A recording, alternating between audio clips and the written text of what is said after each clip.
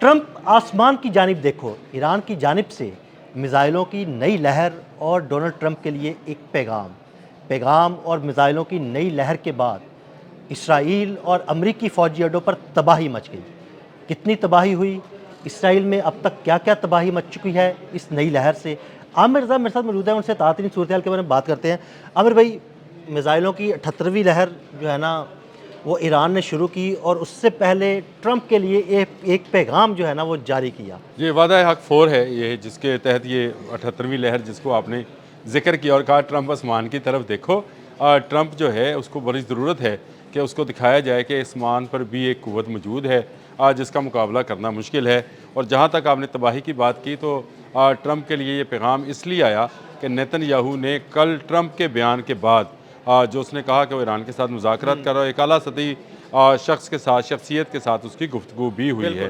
اس کے بعد نیتن یاہو کا یہ بیان آیا، میں آپ کو اس کا اسکرین شاٹ بھی بھیج دیتا ہوں، جس میں اس نے یہ کہا کہ ہم ان مذاکرات کو نہیں مانتے، اسرائیل الون اپنے مقاصد کے لیے جو ہے ایران کے ساتھ لڑتا رہے گا۔ اس کے بعد ایرانی پاسداران کی جانب سے بھی یہ میسیج آیا کہ ہم بھی پھر جنگ بندی کو نہیں مانتے ہیں، کسی مذاکرات کو تسلیم نہیں کرتے ہیں، تو ہم بھی آپ پر حملے جاری رکھیں گے۔ اور اس کے بعد یہ لہر جو ویڈیوز جس کی آپ ذکر کر رہے ہیں اس میں جس طرح سے نعرہ حیدری لگایا جا رہا ہے، مجھے تو بالکل وہ ایسے لگا جیسے میرے دل کے اندر سے آواز نکل رہی ہے کہ جب حضرت علی کرم اللہ وجہہ کا نام لیا جائے اور نعرہ حیدری لگایا جائے، اور جس طرح سے وہ جو ڈرونز نما میزائلز جو ہیں وہ جا رہے ہیں کلسٹر بمز لے کر، اور جس کا آپ نے ذکر کر دیا کہ تباہی مچا دی، تو اس وقت اسرائیل کا کون سا شہر ہے جو بچا ہے؟ اس کا دور ترین جو شہر جو سمجھا جاتا تھا ایران سے وہ بہت فاصلے پر حیفا ہے۔ یہ ان کا ایک مذہبی سٹی ہے، جس کو آپ اس کو کہیں ریلیجس پوائنٹ آف ویو سے یہاں پر ان کے اگر میں لفظ کو توہین نہ سمجھے تو ان کے مولوی مفتی جو ہیں ربیز ان کو بولتے ہیں۔ اچھا چلے ربیز آپ یاد رکھیے گا، ان کے مولوی مفتیوں کو ربیز کہتے ہیں۔ ربیز کی بڑی تعداد جو ہے اس قصبے میں حیفا میں آباد ہے۔ ایک حیفا ہے، وہ ان کی بندرگاہ ہے، ان کی بندرگاہ، یہ حیفا ہے، بالکل حیفا شہر ہے۔ دو الگ چیزیں ہیں، یہ بالکل شمال کی طرف ہے، یہ جنوب کی طرف نہیں ہے، یعنی سمندر کی طرف نہیں ہے، یہ بالکل اس کے اپوزٹ ہے۔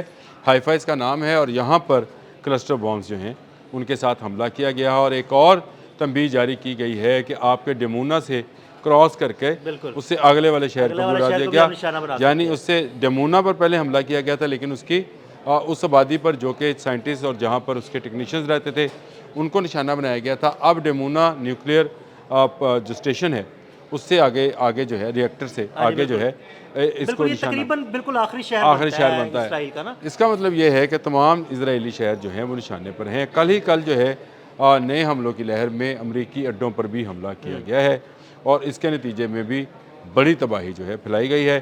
اب نیتن یاہو کہہ رہا ہے، میں نے اس کی وہ میڈیا ٹاک سنی تو وہ کہہ رہا تھا کہ جی ایران جو ہے کلسٹر بامز یوز کر رہا ہے جو کہ بین الاقوامی طور پر بین ہیں۔ ہاں، تو اب تمہیں یاد آ گیا کہ یہ بین الاقوامی طور پر بین ہے؟ جو تم غزہ میں کر رہے تھے وہ تمہیں یاد نہیں ہے؟ اور جو تم مناف کا سکول اڑایا جس میں بچیاں 180 بچیاں جو ہیں وہ اپنی جان سے گئیں، یہ اس کو یاد نہیں ہے۔ اور دوسری بات یہ ہے کہ میں اپنے سننے والوں کو یہ بتانا چاہتا ہوں عدیل صاحب کہ دنیا میں یہ بام بین ہے اور یہ اس پہ پابندی ہے جو ایران استعمال کر رہا ہے کلسٹر بامز۔ لیکن ایران کیوں استعمال کر رہا ہے؟ دیکھیں، جب یہ اقوام متحدہ کے تحت اس کلسٹر بام کے خلاف جو تھا سائن کیا جا رہا تھا، یعنی دنیا سگنیٹری بن رہی تھی، تو امریکہ نے وہ پہلا ملک تھا جس نے کہا تھا میں اس پر سگنیچر نہیں کروں گا۔ امریکہ نے نہیں کیا، پھر اس کے پالتو نے اسرائیل نے انکار کیا، اس کے بعد ایران نے کہا کہ جب تک یہ دونوں ملک نہیں کریں گے میں بھی نہیں کروں گا، اور اس لیے ایران نے بھی نہیں کیا اس پہ۔ اب 3 ملک ہیں جو کہ نہیں ہیں، تو ایران نے بالکل ٹھیک کیا تھا۔ آج اس وقت کا جو کہ علی خامنئی کا فیصلہ تھا آج صحیح ثابت ہوا۔ عامر بھائی، ایکچولی ان کو اندازہ تھا کہ یہ چونکہ سائن نہیں کر رہے تو یہ کسی بھی وقت جارحیت کریں گے، پھر ہم اس کو جواب ایسے دیں گے۔ دیکھیں، یہ ایک طریقہ کار ہوتا ہے آپ کسی ملک کو پھنسانے کے لیے۔ آپ کو پتا تھا کہ ایران کے پاس کلسٹر بامز کی جو ہے وہ اس کے پاس طاقت ہے۔ آپ دونوں ملکوں نے جو اس کے دشمن ملک تھے انہوں نے سائن نہیں کیے تھے۔ ایران نے سمجھداری کا مظاہرہ کیا پورے پریشر کے باوجود، کیونکہ رشیا اور چین بھی سگنیٹری تھے اس کے اندر، لیکن اس نے یہ کہا کہ جب تک امریکہ اور اسرائیل نہیں کریں گے میں اپنے کلسٹر بامز جو ہیں ختم نہیں کروں گا۔ دیکھیں، یہ بہترین فیصلہ جو ہے آج اس کے کام آ رہا ہے کہ اس کے کلسٹر بامز کا کوئی جواب نہیں ہے۔ بی بی سی کی سٹوری ہے جو کہ اس کے رائٹر نے تیل ایویب سے بنائی ہے، اس نے کہا کہ اس کا کوئی جواب کسی کے پاس نہیں ہے کیونکہ اس کے لیے کوئی انٹرسیپٹر ہی نہیں ہے۔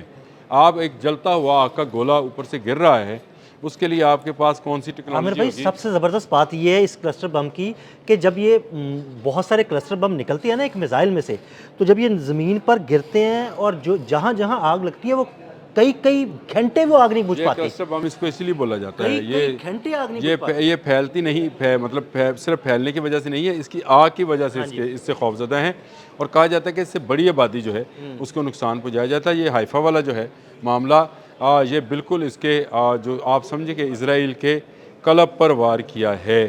اب وہ جو شدت پسند یہودی ہیں، وہ یہودی جو کہ آپ اگر آپ تصور کریں کسی یہودی کا، تو وہ لمبی داڑیاں ہوں گی، ہیٹ ہوگا یا چھوٹی ٹوپی ہوگی، ان کے بچے چھوٹی ٹوپی پہنتے ہیں، وہ ننگے سر جو ہے کسی سے بات نہیں کرتے، ماں سوائے اس سے جو غیر بنی اسرائیلی ہو، یعنی جو غیر یہودی ہو تو یہ اپنی ٹوپی اتار لیتے ہیں۔ ایک دلچسپ چیز ہے کہ یہ غیر یہودیوں کو اس طرح، کیونکہ یہ انسان نہیں سمجھتے، یہ سمجھتے صرف بنی اسرائیل جو ہیں یہ خدا کی پسندیدہ قوم ہے، اور باقی جو لوگ ہیں وہ جینٹائل ہیں، وہ ایک جانور کی طرح ہیں جنہیں استعمال کیا جا سکتا ہے، اسی لیے یہ اپنے سر سے عزت کی چیز جو ہے ٹوپی یا ہیٹ جو ہے یہ اتار لیتے ہیں۔ یہ شدت پسند اس شہر میں کیوں موجود تھے؟ اس شہر کو آباد ہی اس لیے کیا گیا تھا کہ یہ ایران سے بہت دور ہے، یہاں پر شاید حملہ نہیں ہو سکتا، لیکن حائفہ پر حملہ جو ہے ایران نے کر دیا، اور نیتن یاہو کے اس بیان کے بعد کہ اس نے کہا کہ جب تک مذاکرات جو ہیں مکمل نہیں ہوتے میں حملے جاری رکھوں گا، اس نے حملے کیا جاری رکھنے تھے؟ ایران نے الٹا حملے کیے،